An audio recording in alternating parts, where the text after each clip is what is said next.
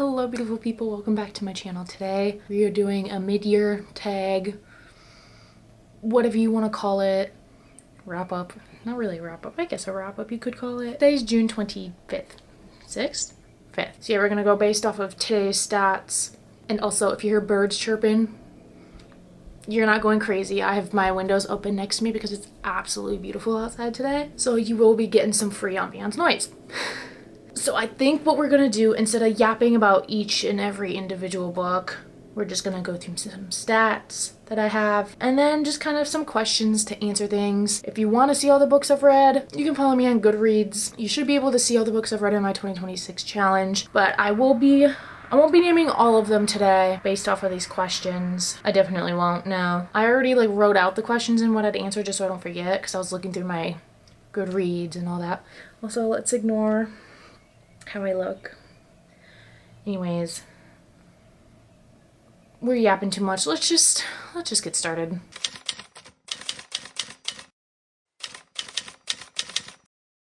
To start things off, we're going to talk about my reading goal this year and how much I've read so far. My goal this year is 50 books. I have read 39. I am currently on book 40, which is Don't Let the Forest In by C.G. Drews, and I might start Crescent City book 1 today. I might. Am I in a slip? Yeah.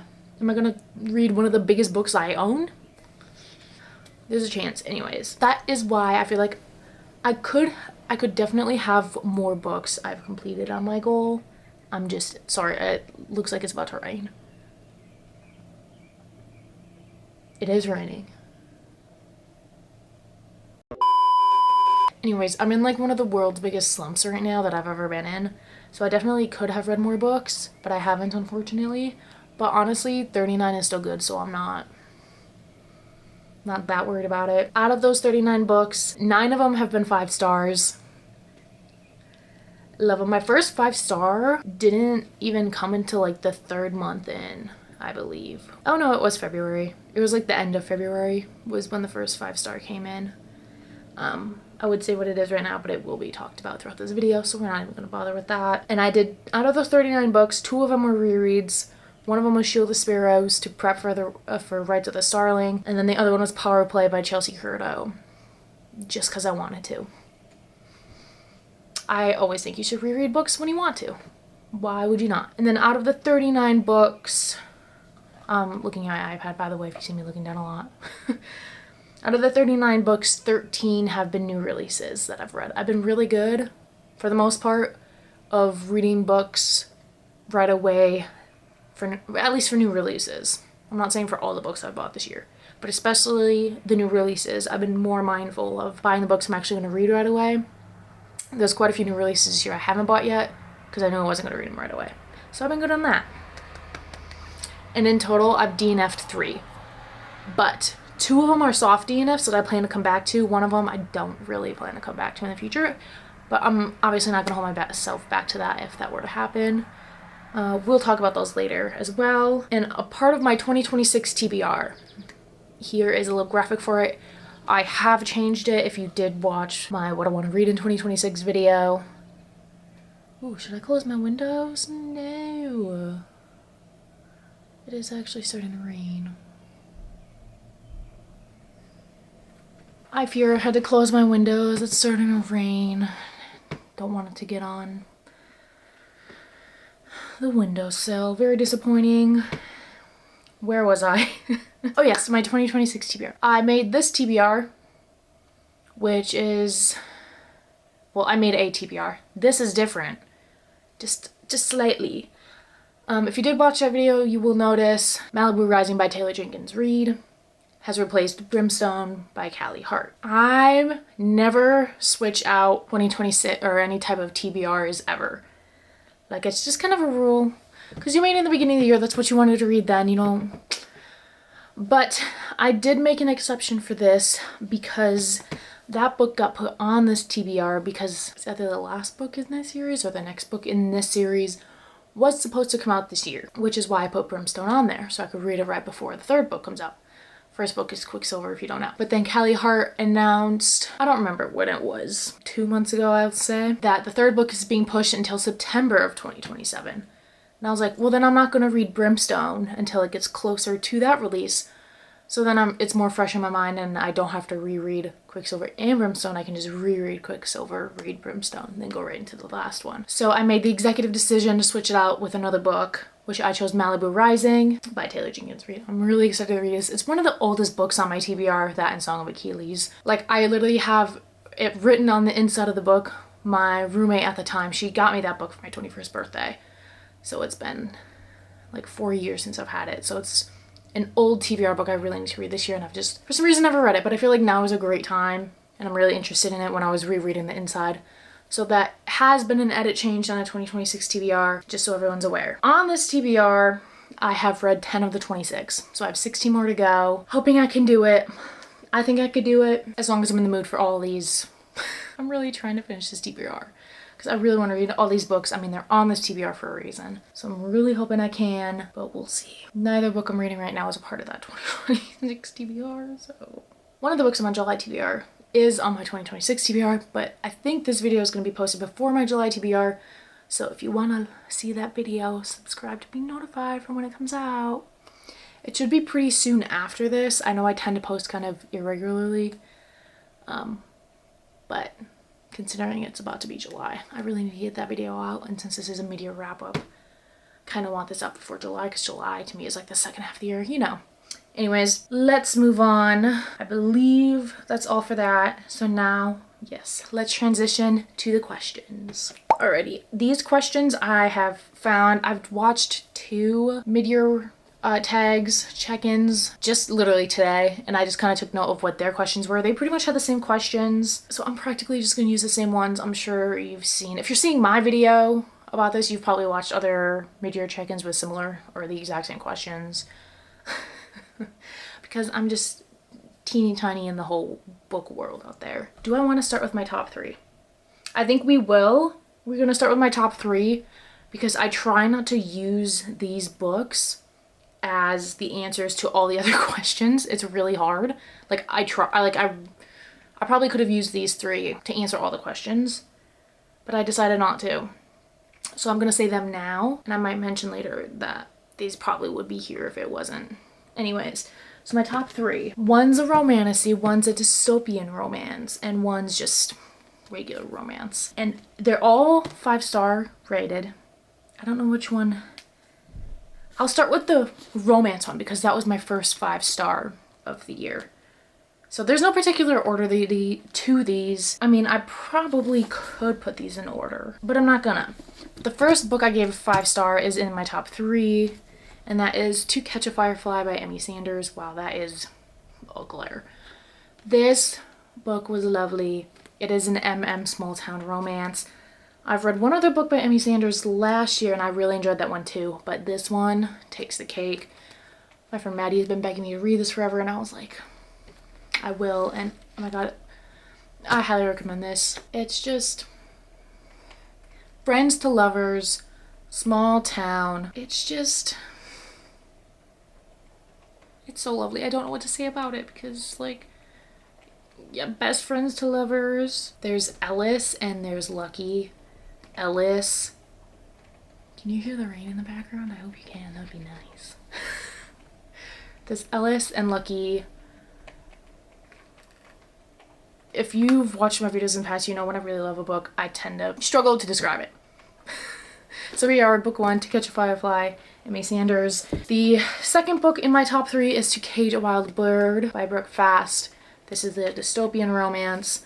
This is also a new release for 2026, and I have a question later on, being the best new release. This would have been the answer for that, but as I said, I'm not trying to use these 3 books as the answers to everything, or this next one could also be that. Anyways, this one was also kind of a surprise to me because I believe this is debut novel as well, and also gorgeous. I really, really enjoyed this book. The second book in the series comes out next year. Look at that. That's bright blue. Anyways, I'm getting so distracted. The ADHD is horrible today. I'm sorry, guys. Dystopian romance. Probably It's been a minute since I read dystopians, and then now romances, and I've read like 3 this year. But I really, really enjoyed this one. If you need to read one, I highly suggest Cage of Wild Bird. And then the third book in my top 3, I think this would have to be my favorite book of the year so far, if you made me choose. Rights of the Starling, Daphne Perry. Are we surprised? No, because before this, Shield of Sparrows has been my #1 book. So we shouldn't be surprised at Rise of the Starling. It was so good. Like, the ranges of emotions I had during this, I at one point wasn't sure if I was going to give this 5 stars, actually, because I just didn't know where it was going, and I was a little confused. But once it clicks, it doesn't matter what your thoughts were before, because when I figured it out, it just, because I was like, you know, I was hesitating. I was like, I don't know if this is gonna be 5 star, but then you figure it out, and I was like, why was I doubting myself? And why was I doubting Daphne Perry? I can't say much about it because it is a sequel to Shield of Sparrows, so. Also, it's gorgeous. Is the front half? Yeah, the front has that. But yeah, those are my top 3. If anything, if you made me order them, I think it'd be 3, 2, 1. I think if you had to force me to choose an order at this very moment. Anyways, those are my top 3 books of the year. I took way too long to yap on that, so let's move on. I know I said I wasn't going to use these 3 as the answers to all of my questions, but I figure one of these is the answer to the first question, which is the best sequel. It's going to be Rise of the Starling. Guys, I'm sorry. I'm sorry. I know, but I just had to. I had to. That's all I'm gonna say. Answer 2, best new release. We didn't choose one of the top 3 for this. We chose a romance, Unbound by Peyton Corinne. If you haven't read the series, hop on it right now. It's a college hockey romance series. It is absolutely gorgeous. All 3 of them I think I gave 5 stars. This one I absolutely love. It's Bennett and Paloma. Bennett just has really great representation with his autism and his OCD. And you can tell that Peyton cares so much about her characters and making sure they're represented correctly. And like, I got an arc for this. So I read it before it came out and I was like so happy about it. Not to like brag or anything. But yeah, this is probably my favorite new release of the year. 5 stars. Is what I rated it. Obviously, new releases I haven't read yet. This is gonna be a shocking one because I lost them. Where are they? Here they are. 2 of them on here are really shocking, but one of them I don't even have physically. I've just heard a lot of people talk about, and like, I really want to read it. But the 2 I have physically that I haven't read yet, this is gonna be probably the most shocking. Fever Dream, Elsie Silver. I don't know why I haven't read it yet. I love Elsie Silver. She's one of my favorite authors. Chestnut Spring series is like God Tier series, and Rose Hill series I really liked, and Gold Rush Ranch. Like, I just love all of her books, so I don't know why I'm so hesitant to read it. Maybe it's because of the reality TV plot, and I'm gonna give you a secret. I'm not a reality TV person.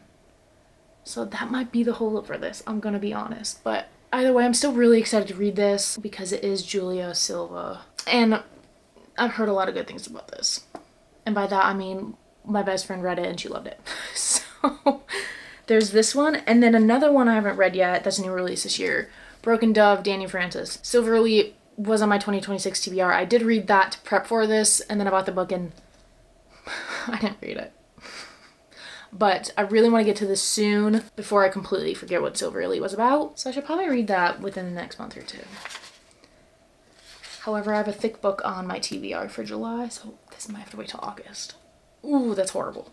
And then the third new release that I haven't read yet, which I don't have physically, is Into the Blue. I'm forgetting the author's name, but I've just heard so much about it. And not gonna lie, I thought it was a lit fic at first, so I didn't really look much into it, but then I heard it was a romance and that there's like film and TV involved. And that's literally me. Like, I went to school for film and television. It's sounds like something I really enjoy, so I really want to get the book. I did try to get on Libby, but there's like a 15 to 20 week wait for it. So I think I might just buy it next time I go book shopping because I want to read it. Alrighty, next question. Most anticipated releases for the rest of the year. I feel like all of my super big anticipated releases came out, besides one, which is Cross Check by Chelsea Curto. This was supposed to come out already. It was supposed to come out on June 20th, and then it got pushed. No, it was supposed to come out like the beginning of June. Then it got pushed to the 20th. And now it got pushed to August 1st. But that's okay. She literally has her first traditionally published book coming out in July. And she has the last novel in the DC Star series also coming out this year. Like, she's got a lot going on, so I get it. I'm just really excited for this book. Cross-check is Grant and Amelia, and I'm so excited. He's obviously on the DC Stars, and she is the head coach for... Is she head coach? I'm gonna go with head coach. She's a coach in the NHL, but for a different team. And apparently it's Chelsea's biggest book yet. But I'm ready. I'm ready to eat it up. And then also we have Tempting Venom by Rena Kent. This is Marcus and Preston's book. I've just been waiting for them. I'm just kind of really excited. This comes out June 30th. So this literally comes out on Tuesday. Because today's Thursday. It literally comes out on Tuesday. I'm so excited. So I've been waiting for these two. I love my Dark romances. What can I say? And then Daybreak, Autumn Woods. Last year I read the first book in the series, Nightshade, and I absolutely loved it. I recommend it a lot. I haven't recommended it lately because I haven't really been recommending too many things lately. My videos have mainly just been the TBRs. But I really, really, really enjoyed Nightshade, and I'm really excited to see where Daybreak takes us. And I know a few months ago Nightshade was getting some traction on TikTok, and I was really excited about it. So I hope more people read it because I'm really excited for Daybreak, which comes out end of July, I believe. July 31st, I want to say. Don't quote me. And then two others. The cover just got released for this today. Red, White, and Royal Blue Private Correspondence. Look how pretty the cover is. I'm really excited for this. Red, White, and Royal Blue was one of the first books to get me back into reading. I just love Henry and Alex. I don't know what else to say. I'm really excited to hear about their correspondence. And then ACOTAR 6 comes out in October as well. Obviously really excited for that. Do I know where this story is going? No. But I'm excited. Next question, surprises of the year. I'm going to give you a series that surprised me. Because one, I'd never heard of it. Two, I gave them all a 4.25 stars and above. And I think more people should read them. I've only heard my best friend. She's the one who recommended this series to me. Because I was kind of in a slump in the beginning of the year. Why have I had so many slumps this year? And she's like, read this series. And I said, say less. Because one, as I just said, it's MM. Two, they're all in a boy band. So we have Code Red, Code Blue, and Code Word. Yep, not Code Green, Code Word. It kind of throws you off because the first two are colors. And the last one's not Code Green, even though it's a green cover. Anyways. This series, it's the... I don't remember what the series as a whole is called. It's the band name. I'll put it here. The first book in the series is called Blue. This one is with, I believe, the main singer of the band. And his, like, manager. And then this one, which is my favorite one of the series, Code Red, is one of the boy band members. Oh no, Maddox is the... So then,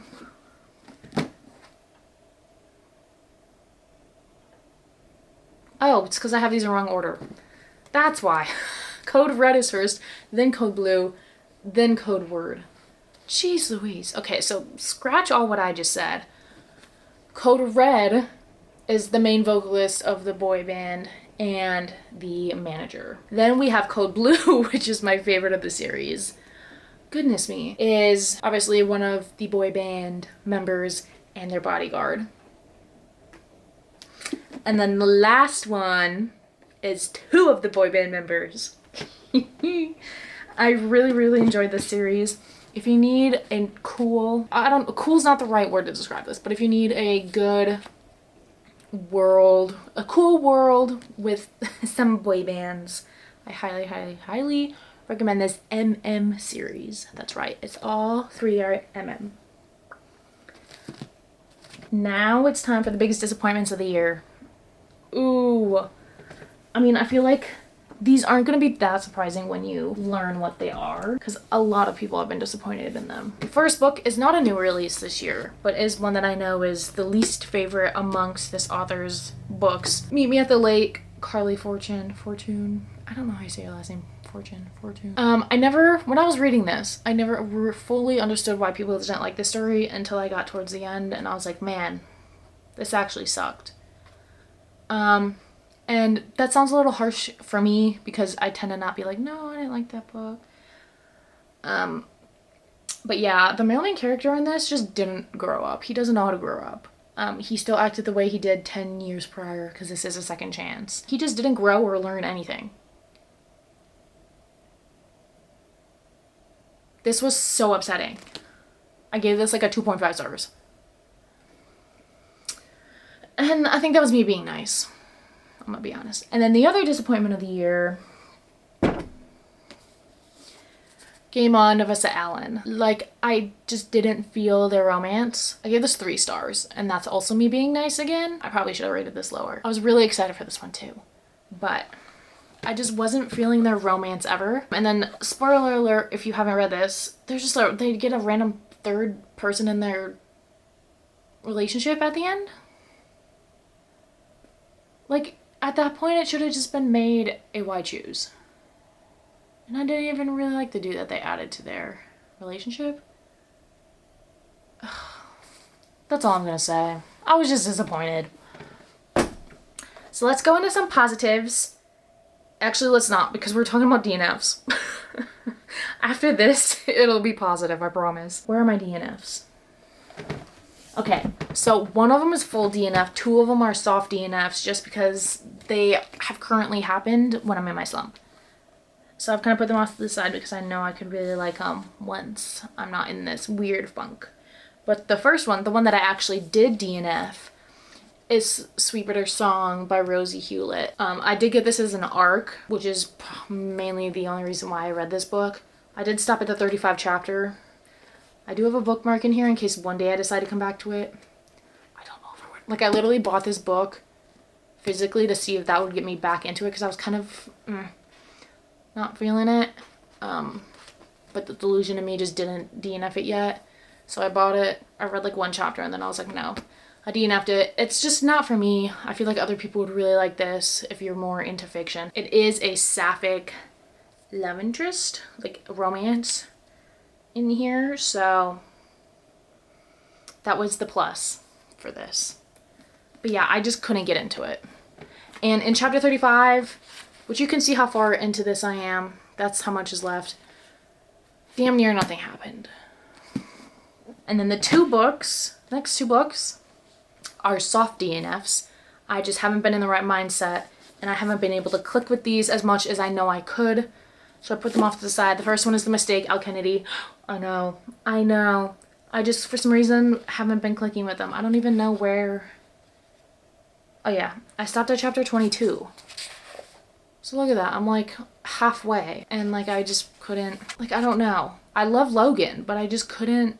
And Grace. I love Logan and Grace. I just don't know. So I know I really want to come back to this, obviously, because Grace is being introduced in the next season of the show, and then I gotta read the score because that's the main couple of season 2. We'll get back to this, I swear. And then the same thing with Starshift by Kat Sebastian.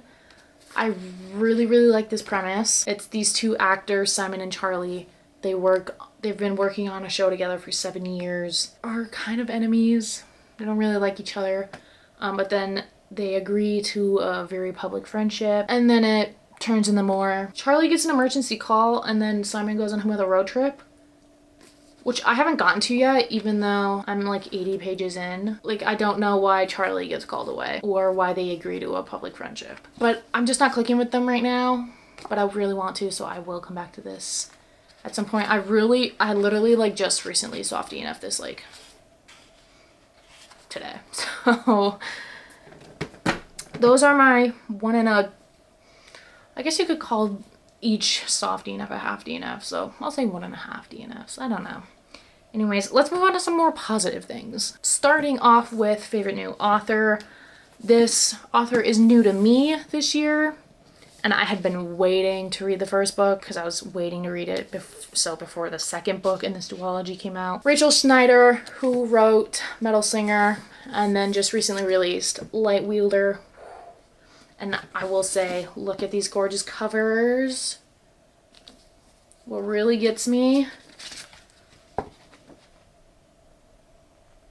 did I have the indie edition of this book? Or do I have the indie edition of this book? Yes.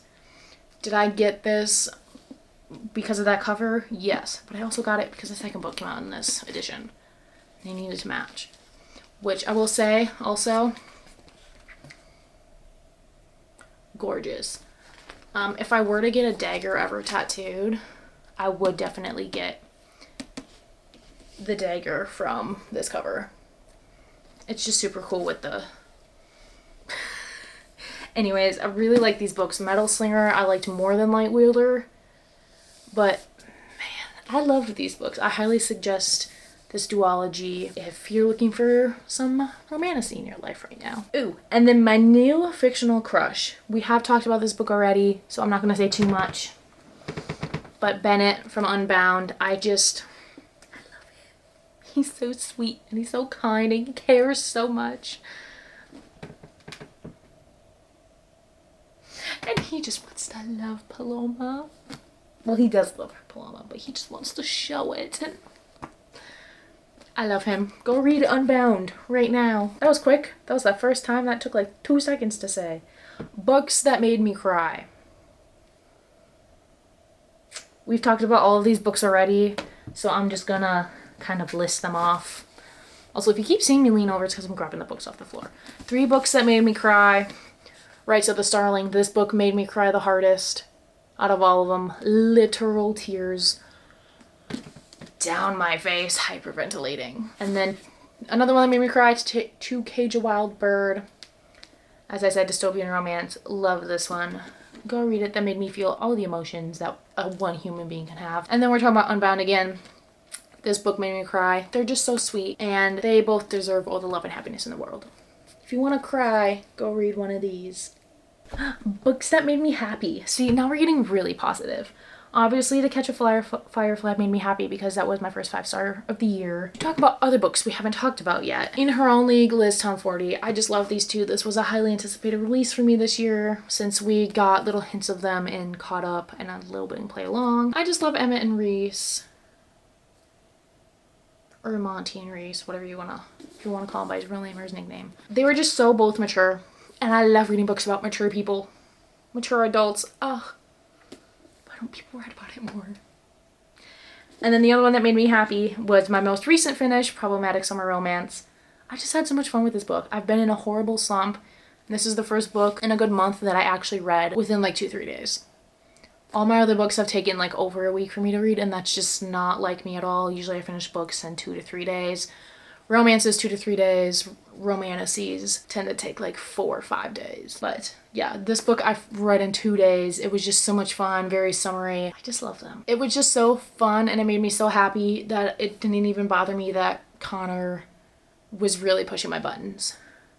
Like, he was making me lose my patience was hanging on by a thread, but that didn't even matter because I just had so much fun. And it made me really happy, especially because of the slump I've been in. I actually finished a book pretty fast. So these were the 2 that made me happy. And then let's talk about some beautiful books. This part, I'm so excited. I have 3 books that are the most beautiful books I've purchased this year. I've only read one of them so far, and I purely bought these books because of how gorgeous their covers were.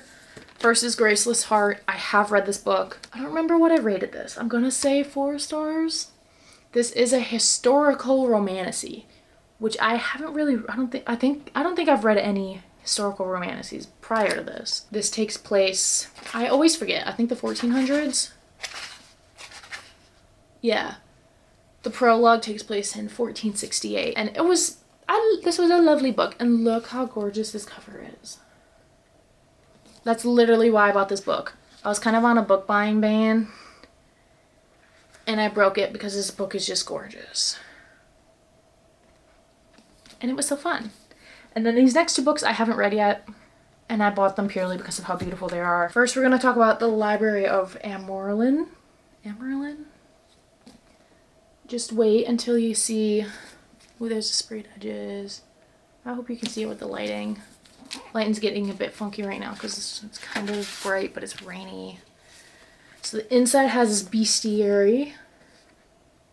I believe it also has that on the back.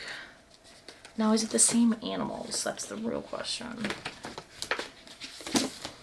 Yes, it does. And then, oh, there's character art. Hold on, guys. Kind of forgot about this. Beautiful. And then, let me show you. Gorgeous. And see on the back. There's a side and the back is the same. Beautiful. This is how you do a book. This is how you do a hardcover romantasy. I'm really intrigued by this book as well. I need to really... There's so many books I want to read right this second and I can't. But let's talk about probably the most beautiful book I've ever purchased in my life. And it happened to be this year. The Wicked Sea by Jordan Stephanie Gray. You may think, yeah, that's cool, but it's not the prettiest. Just wait. You gotta wait until we open it. It's the hardcover that really gets you. Look at this. First off, look at this. Absolutely gorgeous. Whoever did this deserves all the money in the world. What really got me, as I just said, the hardcover.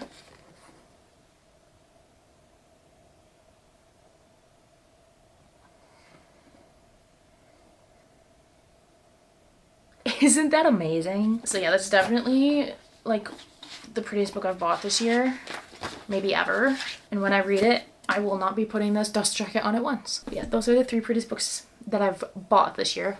As I said, I've only read one of them. And then to wrap this up, we're going to talk about some books I need to read and just kind of other things that I hope to read by the end of the year. Books I need to read this year. I picked out 3 for my 2026 that I absolutely need to read this year. And one of them is Song of Achilles. As I said, this is one of the oldest books on my TBR. On my TBR as a whole. And it is on my 2026 TBR. I'm just scared. That's why I haven't read it. I'm so scared. Kind of the same goes for The Invisible Life of Addie LaRue. This has been on my mental TBR forever, but it's only been on my physical TBR for like a year and a half. This was on my 2025 TBR and I never got to it because it intimidates me for some reason. I don't even know why it intimidates me. But I've heard nothing but good things about this, so I really need to get to it. And I'm really excited for it. And then the last book I really need to get to, this is purely because of Maddie. Divine Rivals. She's been begging me to read this, so I did put out my 2026 TBR. So I could have a little more push to read it this year. I'm kind of waiting for the fall to read it though. Not gonna lie. Yeah, these are the 3 books I absolutely need to get to in the second half of the year. And then just kind of other things that I hope for like the rest of the year. One, to get out of my comfort zone a bit with reading. I have recently bought 2 fiction books, which, if you know me, that is very out of my comfort zone. Like they're kind of like classic fiction, which is very out of my comfort zone. One of them is Play It As It Lays, and then the other one is It Lasts Forever and Then It's Over. One of those is on my July TBR. If you want to see which one, subscribe to see the video when it comes out next. So yeah, that's how I'm trying to get a little bit more out of my comfort zone. I have 2 fictions on my 2026 TBR now. Have I read either of them yet? No. Which is Beartown and Malibu Rising.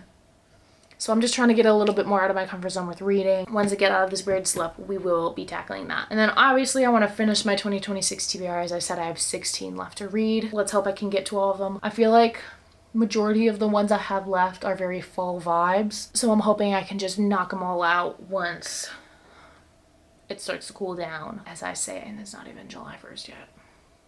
And then the last thing, a bit more of mystery thriller. I was looking through what I've read this year. It's not really a mystery thriller. There might be like one, but like I've been lacking on my mystery thrillers. Oh, I'm reading one right now. A thriller, a psychological thriller. I'm reading one right now. So that's going good for what I hope for the rest of the year. I'm doing it. But yeah, I'm just lacking mystery thrillers. But I'm really hoping once fall kicks in, that'll also kick in as well. But yeah, I think that might be all for today. So I hope you enjoyed this mid-year check-in tag video If you did, don't forget to like, subscribe, all the YouTube things. Thanks for listening. Let me know what your favorite read has been so far down below in the comments. As I said, I think mine would have to be Rights of the Starling. Love that book. Anyways, let me know that down below. Thank you for watching. Love you all very much. I think that's all I gotta say. So I'm gonna let you go. Bye!